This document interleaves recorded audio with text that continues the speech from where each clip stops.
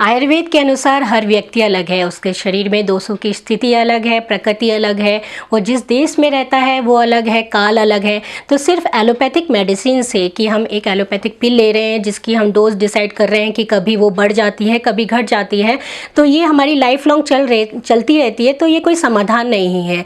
इस वीडियो में हम इस बारे में चर्चा करेंगे कि क्या हम लाइफस्टाइल में चेंजेस ला सकते हैं।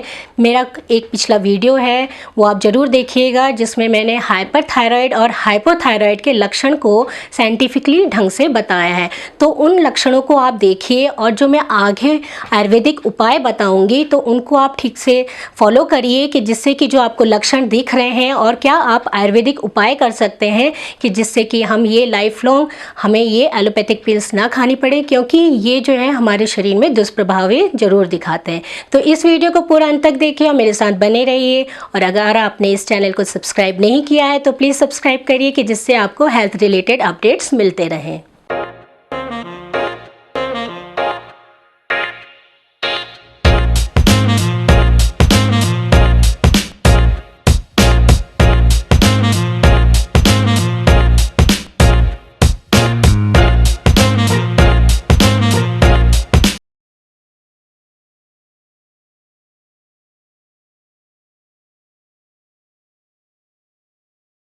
नमस्कार, मैं डॉक्टर हिमानी पांडे स्वागत करती हूँ आपके अपने YouTube चैनल हिमायन आयुर्वेदा में। तो थायराइड ग्लैंड एक बटरफ्लाई शेप का ग्लैंड होता है जो हमारे नेक में सिचुएटेड होता है। ये दो तरह के हार्मोन सिक्रीट करता है जिसको हम T3 और T4 कहते हैं। T3 को हम ट्राई आयोडोथायरोनाइन कहते हैं और T4 को हम थायरोक्सिन कहते हैं। ये ब्लड के माध्यम से हमारे पूरे शरीर में जाता है और अपने बहुत सारी एक्टिविटीज़ करता है। मेन है कि ये हमारे मेटाबॉलिज्म को कंट्रोल करता है, हमारे एनर्जी लेवल को बैलेंस करता है और हमारे ब्रेन में जाके वहाँ पे उसकी बहुत सारी एक्टिविटीज़ करता है और बहुत सारे हार्मोनल जो बैलेंस होते हैं हमारी बॉडी में वो करता है। तो सबसे पहला होता है कि ये हमारे मेटाबॉलिज्म को कंट्रोल करता है। आयुर्वेद में मेटाबॉलिज्म का कार्य अग्नि को कहा गया है कि वो अग्नि जो होती है वो हमारी मेटाबॉलिक एक्टिविटीज़ करती है। अग्नि को बहुत ही प्रधान माना गया है आयुर्वेद के अनुसार। प्रधान होती है, जठराग्नि होती है, 5 महाभूताग्नि होती हैं, 7 धात्वाग्नि होती हैं। तो इस जो हमारे आयुर्वेद ग्रंथ है उसमें पहले से ही डिस्क्राइब है कि जो अग्नि है वो सेलुलर लेवल पे भी बहुत इम्पॉर्टेंट रोल प्ले करती है। तो जैसा कि मैंने पिछले वीडियोस में बताया था कि जो हाइपोथायराइड की कंडीशन होती है उसमें हमारा मेटाबॉलिक प्रोसेस स्लो हो जाता है। मेटाबॉलिक प्रोसेस स्लो हो जाएगा, इसका मतलब ये होता है कि अग्नि भी हमारी लेस काम कर रही है, हल्का काम कर रही है, कम काम कर रही है। इसमें जो दोष होते हैं वो कफ और जो वात दोष हमारे कहे गए हैं वो बढ़े हुए रहते हैं। तो आयुर्वेद के अनुसार हमें ऐसी चिकित्सा करनी चाहिए इसमें कि जो हमारा मेटाबॉलिक प्रोसेस है, जो हमारी अग्नि है वो बढ़े। हमें ये भी ध्यान रखना पड़ता है इसमें कि अग्नि को बढ़ाने के साथ साथ जो हमारी जठराग्नि है, जो हमारी धात्वाग्नियाँ कही गई हैं, जो सेलुलर लेवल पे काम करती हैं, अगर हम उसको बढ़ाते हैं तो हमारा जो पित्त दोष है वो ना बढ़े। क्योंकि अगर हम क्योंकि जो कफ और जो वात दोष होते हैं वो शीत प्रकृति के होते हैं, तो अगर हम जो हमारी अग्नि है उसको बढ़ाएंगे तो क्या होगा, पित्त दोष भी बढ़ सकता है। तो इसका हमें थोड़ा सा ध्यान रखना पड़ता है। तो आप आयुर्वेद में जो सौंठ है, त्रिकटु है, अदरक है, आप इसको यूज़ कर सकते हैं क्योंकि ये हमारी अग्नि को बढ़ाते हैं और जो हमारा जो मेटाबॉलिक प्रोसेस है उसको इम्प्रूव करते हैं। तो ये हो गया कि पहले की जो हाइपोथायराइड है जो बहुत कॉमनली देखने को मिलती है, तो उसमें क्या होता है कि मेटाबॉलिक प्रोसेस लो हो जाता है। तो उसका ये एक ट्रीटमेंट हो गया कि अगर मेटाबॉलिक प्रोसेस स्लो है आपका, हमारी अग्नि कम है, तो उसको बढ़ाने के लिए हम क्या कर सकते हैं। फिर दूसरा ये है कि मेटाबॉलिक प्रोसेस स्लो है तो वो खाना ठीक से नहीं पचा पा रहा है, तभी वो उस पर मोटापा दिखता है। तो आप ऐसा खाना लें जो सुपाच्य हो, जो खाने में हल्का हो। आप लाइट खाना लीजिए, हैवी खाना, जंक फूड जो होता है, राजमा चावल, छोले, मैदा, जो आपको ईजिली डाइजेस्ट नहीं हो रहे हैं, आप उसको अवॉइड करें। तो पहला ये है कि अगर हमारा मेटाबॉलिक प्रोसेस स्लो होता है तो हम क्या कर सकते हैं। फिर ये है कि जो थायराइड हार्मोन है, जो T3, T4 है, जो हाइपोथायराइड की कंडीशन में T3 T4 कम हो जाता है और जो TSH होता है, जो पिट्यूटरी ग्लैंड होता है हमारा, तो वो सिक्रीट करता है। तो जो T3 T4 है वो कम हो जाता है, TSH वो बढ़ जाता है। तो इसमें क्या होता है कि जो थायराइड हार्मोन का जो स्ट्रक्चर है, अगर उनको बनाने वाले केमिकल्स की डेफिशिएंसी हो जाए तो वो भी सिक्रीट कम होता है। तो इसमें आयोडीन की अगर कमी हो गई, जिंक की कमी हो गई, आपको प्रोटीन की कमी होगी, क्योंकि उसमें प्रोटीन अमीनो एसिड्स का भी बहुत इम्पॉर्टेंट रोल होता है, सेलेनियम की डेफिशिएंसी हो गई, तो उसके कारण भी हाइपोथायराइड की कंडीशन देखने को मिलती है। फिर कभी ऐसा होता है रेडिएशन की वजह से, अगर आप कीमोथेरेपी ले रहे हैं, इन्फेक्शन की वजह से, कभी सर्जरी की वजह से, तो क्या होता है हाइपोथायराइड की कंडीशन देखने को मिलती है। तो उसमें आप क्या कर सकते हैं कि जैसे आयोडीन की अगर डेफिशिएंसी हो रही है तो आयोडीन रिच फूड लें। आप आयोडाइज साल्ट आजकल मार्केट में अवेलेबल है, आप उसको लीजिए। जो गेहूं, ज्वार, बाजरा होता है, उनका जो छिक्कर होता है उनको साबुत लीजिए। मतलब जो गेहूं, ज्वार, बाजरा वाला जो अनाज है आप उनको साबुत लीजिए, आप उनको रिफाइंड मत करिए, उनका छिलका उतार के मत खाइए। प्रोटीन की डेफिशिएंसी को दूर करने के लिए हम दालों का यूज़ कर सकते हैं, क्योंकि इसलिए मैं हल्की दालों के लिए बोल रही हूँ, क्योंकि अगर आप कुछ हैवी, कुछ प्रोटीन रिच डाइट लेंगे तो आप डाइजेस्ट नहीं कर पाएंगे। आप प्रोटीन की जो हल्की दालें होती हैं, मूंग, मसूर, मलका, इनको आप यूज़ कर सकते हैं। आप सेलेनियम रिच फूड लें, क्योंकि सेलेनियम भी क्या होता है, एनहांस करता है थायराइड के फंक्शन को। तो सेलेनियम रिच फूड आपको पंपकिन सीड्स जो होते हैं, कद्दू के बीज, सनफ्लावर सीड्स जो होते हैं, चिया सीड्स आजकल मिल रही हैं, ब्राउन राइस, दही, इन सब में आपको सेलेनियम मिलता है। फिर जो गोइट्रोजेनिक फूड होते हैं, गोइट्रोजेनिक फूड उनको कहा गया है जैसे बंद गोभी, पत्ता गोभी, ब्रोकली, पालक, मूली, सलजम, इनको गोइट्रोजेनिक फूड कहा गया है। क्योंकि ये गोइट्रोजेनिक फूड क्या होता है, इसलिए इनको अवॉइड करने के लिए कहा जाता है हाइपोथायराइड की कंडीशन में, क्योंकि ये आयोडीन के अपटेक को बाधित करते हैं। तो आयोडीन का अपटेक बाधित होगा तो क्या होगा, जो थायराइड हार्मोन है वो प्रॉपर नहीं बनेगा और वो हमारी जो ब्लड लेवल है उसमें कम आएगा। तो इनका आप उपयोग बंद कर दें, जो गोइट्रोजेनिक फूड होते हैं जो अभी बताया। फिर यह है कि जो सोयाबीन होता है, जो सोयाबीन की जैसे बढ़िया हो गई, उसका पनीर आता है, उसका दूध आता है और उसकी दालें भी लोग खाते हैं, तो सोयाबीन जो है आपको अवॉइड करना है। जो फैटी डाइट है, जिसमें जो अच्छा वाला रिफाइंड तेल होता है, जो फैटी डाइट है, आप उसको अवॉइड करिए। जो अच्छा वाला जो फैट होता है, जैसे म्यूफा हो गया, आप उसको यूज़ करिए। वो आपका सरसों के तेल में, आपके ओमेगा 3 फैटी एसिड में, फ़िश में, और आपके तिल के तेल में, नारियल के तेल में। नारियल का तेल आप अच्छी तरह से यूज़ कर सकते हैं, वो बहुत बेनिफिशियल होता है इस केस में। उसी तरह से आप शुगर का इंटेक भी कम करिए, क्योंकि क्या होता है हाइपोथायराइड की कंडीशन में मेटाबॉलिक प्रोसेस स्लो हो जाता है, अग्नि भी कम हो जाती है। तो क्या होता है कि वो ठीक से पचेगा नहीं, तो क्या होगा, मोटापा बढ़ेगा तो वो हाइपोथायराइड को और भी ज़्यादा दिक्कत कर सकता है। तो अगर हम उसको देखें कि हमें क्या क्या लेना चाहिए, क्या क्या नहीं लेना चाहिए, तो सबसे पहले है कि हम ऐसी डाइट लें जो प्लांट बेस्ड हो। प्लांट बेस्ड मीन्स जो हमें प्लांट से मिली हुई हो।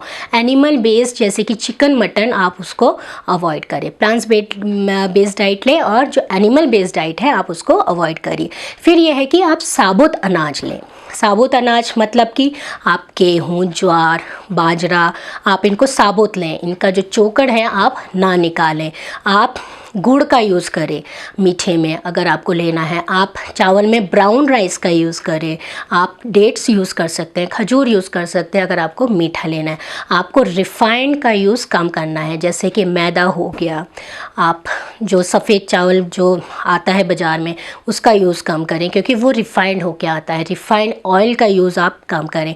अगर आपको खाना बनाने में ऑयल यूज़ करना है तो आप नारियल का तेल करें ना, जो नारियल का तेल होता है आप उसको यूज़ करें, या फिर जो नारियल का बूरा आता है आप उसको भी सब्जी में डाल सकते हैं, तो वो थोड़ा सा ऑयलेशन कर सकता है। मतलब वो वहाँ पे तेल, अगर आप उसको ढक के रखेंगे तो वहाँ पे वो तेल छोड़ता है, तो वो भी बहुत अच्छा काम करता है। फिर ये है कि जो पैक्ड फूड होता है आप उसको अवॉइड करें। जैसे बाज़ार में आजकल पैक्ड फूड आ रहा है, जंक फूड आ रहा है, उसका आपको अवॉइड करना है। जो लिविंग थिंग्स वाली जो चीज़ें होती हैं उनको आपने यूज़ करनी है। जैसे कि फ्रूट्स, आप जो फ्रूट है आप यूज़ करिए, वेजिटेबल जो मार्केट में मिल रहा है, जो कहा गया है जो गाइट्रोजेनिक फूड है, वेजिटेबल्स हैं, आप उसको अवॉइड करें। अदरवाइज़ आप सारे फ्रूट्स, सारे वेजिटेबल्स आप जो सीजनल होते हैं, जो सीज़न में मिल रहे हैं, आजकल क्या होता है कि हर सब्जी, हर फल हर सीज़न में मिलता है, बट उन चीज़ों को, उन फ्रूट्स को, उन वेजिटेबल्स को आप लीजिए जो सीजनल आपको मिल रहे हैं। आप स्प्राउट्स यूज़ करिए, वो बहुत बेनिफिशियल होता है।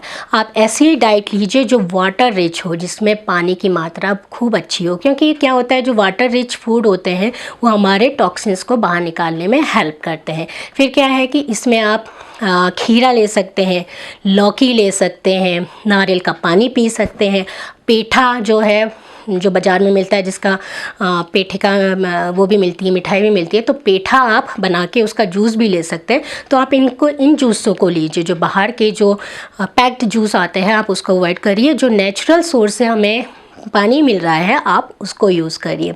जो सीडेंट्री लाइफस्टाइल होती है, मतलब कि एक ही जगह बैठे रहने की लाइफस्टाइल, आप उसको अवॉइड करिए। आप थोड़ी बहुत एक्टिविटीज़ करते रहिए। आप जो है जॉगिंग करिए, साइकिलिंग करिए, आप एक्सरसाइज करिए, कुछ ना कुछ एक्टिविटीज़, बॉडी की मूवमेंट आप करते रहिए। कि ऐसा करिए कि जब तक पसीना ना आए, और सुबह की धूप में आप करेंगे तो वो आपके लिए बहुत बेनिफिशियल होगा। तो कुछ ना कुछ एक्टिविटीज़ आप करते रहिए। एक ही जगह बैठे रहने की एक्टिविटी जो है वो भी हमारे लिए बहुत घातक सिद्ध हो रही है, बहुत सारी बीमारियों को कारण बन रही है, उसमें थायराइड भी एक कारण है। फिर उसके बाद आप अच्छी नींद लीजिए। अच्छी नींद हमारी सेहत के लिए बहुत ज़रूरी है। कम से कम 7 से 8 घंटे की नींद हमारे लिए बहुत ज़रूरी है, क्योंकि क्या होता है अगर नींद प्रॉपर नहीं होगी तो हमारा जो थायराइड जो है ग्लैंड, वो ठीक से प्रॉपर काम नहीं करेगा। वो प्रॉपर काम नहीं करेगा तो उससे हाइपोथायराइड की कंडीशन जनरेट होगी। वो फिर क्या करेगी, फिर स्लीप को आपका हैम्पर करेगी। तो ये एक तरह से साइकिल है। तो आपको स्लीप, नींद भी बहुत ज़रूरी है, और समय पे नींद लेना ज़रूरी है। हमारे आयुर्वेद ग्रंथों में रात्रिचर्या का एक बहुत अच्छी तरह से वर्णन किया गया है कि हमें कितने बजे तक सो जाना चाहिए, कितने बजे तक उठना चाहिए, हमें क्या पालन करना चाहिए। उसका हम आगे के वीडियोज़ में अच्छी तरह से डिस्क्रिप्शन करेंगे। बट हमें अच्छी नींद लेनी समय पर ज़रूरी है। ये नहीं कि हम रात को नहीं सो रहे हैं, दिन में सो रहे हैं। हमारी रात की नींद हमारे लिए बहुत बेनिफिशियल है, और कम से कम 7 से 8 घंटे की नींद। उसी तरह से ध्यान और मेडिटेशन हमारी सेहत के लिए, हमारे शारीरिक और मानसिक स्वास्थ्य के लिए बहुत ज़रूरी है। तभी आपने देखा होगा कि जो स्ट्रेस में लोग रहते हैं उनको ये ज़्यादा दिक्कत देखने को मिल रही है। ख़ास करके महिलाओं में थायराइड से रिलेटेड प्रॉब्लम ज़्यादा देखने को मिलती है, क्योंकि उन पे बहुत ज़्यादा प्रेशर होता है, घर का भी बाहर का भी। स्ट्रेस, एंग्जाइटी, टेंशन बहुत ज़्यादा देखने को मिलता है उन पे।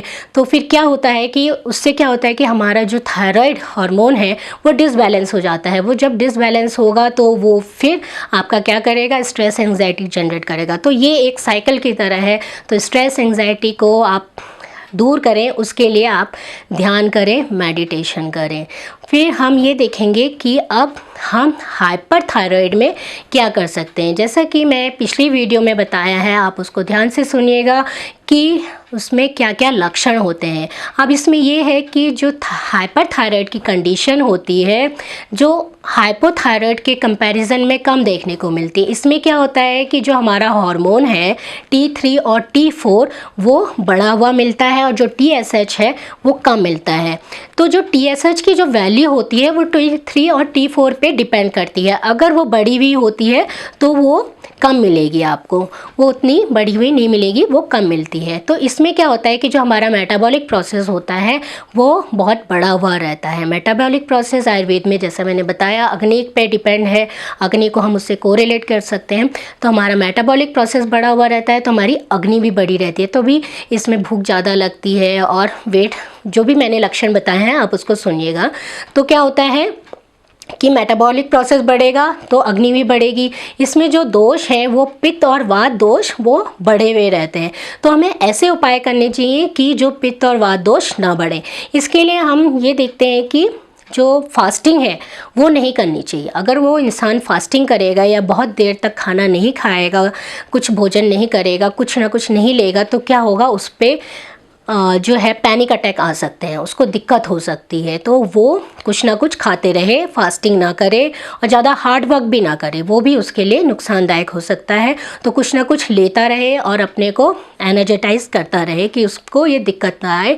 और वो हैवी खाना भी ले सकता है, मतलब राजमा छोले, अगर क्योंकि वो डाइजेस्ट करने की सिचुएशन में है, उसकी अग्नि बढ़ी हुई है, तो वो जो खाएगा वो उसको पचेगा। तो ऐसा खाना हमने लेना है जो वात और पित्त दोष को कम करे। तो वो क्या होते हैं, ये स्निग्ध करने वाली चीज़ें होती हैं, जैसे आप मक्खन, दूध, घी, ये आप ले सकते हैं। आप मुनक्का ले सकते हैं। आप जो शतावरी होता है उसको ले सकते हैं, जो शतावरी का चूर्ण आता है, घृत आता है। तो अगर आप लेंगे तो ये आपको इजीली डाइजेस्ट भी हो जाएगा और आपका जो वेट गेन हो रहा है तो वो भी ठीक हो जाएगा। आपका वेट गेन भी नहीं होगा, आपका वेट रिकवर हो जाएगा। आप ध्यान का सहारा भी ले सकते हैं, क्योंकि ध्यान बहुत ज़रूरी है। इसमें आप आयोडीन से जो युक्त चीज़ें होती हैं उसको थोड़ा कम लीजिए, क्योंकि आयोडीन क्या करेगा, उसके जो स्ट्रक्चर होता है थायराइड हार्मोन का T3 T4 का, उसमें आयोडीन बहुत इंपॉर्टेंट होता है। तो अगर आप आयोडीन का इंटेक ज़्यादा करेंगे तो वो बढ़ेगा। तो जो आयोडीन वाली जो चीज़ें होती है, जैसे कुछ लोग सप्लीमेंट्स लेते हैं, तो उसमें ध्यान रखिए कि आयोडीन तो नहीं है ज़्यादा, अगर आपको हाइपरथायरॉयड की कंडीशन है। और फिर ये है कि जो सी फूड होते हैं उसमें बहुत अच्छा आयोडीन पाया जाता है, जो आपका, तो उसको आप थोड़ा अवॉइड करिए। आप प्राणायाम जो है दोनों ही सिचुएशन में कर सकते हैं। प्राणायाम बहुत इम्पॉर्टेंट रोल प्ले करता है। इसके लिए आप अनुलोम विलोम, कपाल भाती कर सकते हैं। उज्जयी प्राणायाम सिंहासन कहा गया है। और आप सर्वांगासन, हलासन, भुजंगासन, उष्ट्रासन, चक्रासन, ऐसे आसन करेंगे तो आपका जो थायराइड हार्मोन है वो हैम्पर, उसका फंक्शन नहीं होगा, वो अच्छी तरह से काम करेगा और वो अच्छी तरह से एक्टिवली काम करता रहेगा। तो इस वीडियो में मैंने कुछ ऐसे आयुर्वेदिक उपाय, कुछ ऐसे लाइफस्टाइल चेंजेस हमें क्या क्या करनी चाहिए उसके बारे में बताया है, कि जिससे कि हम ये थायराइड की पिल्स जो हमें सोचा जाता है कि हम लाइफ लॉन्ग लेंगे, वो ज़रूरी नहीं है कि हमें लाइफ लॉन्ग लेनी पड़े। अगर आपको ये वीडियो पसंद आया है तो प्लीज़ लाइक शेयर सब्सक्राइब ज़रूर करिए, कि जिससे कि आपके नियर और डियर वंस को भी इसके बारे में जानकारी मिल सके। आप हमसे फेसबुक, लिंक्डइन और इंस्टाग्राम से भी जुड़ सकते हैं। हम आपके स्वस्थ जीवन की कामना करते हैं। आयुर्वेद को अपनाइए, स्वस्थ रहिए, खुश रहिए, मस्त रहिए और मुस्कुराते रहिए।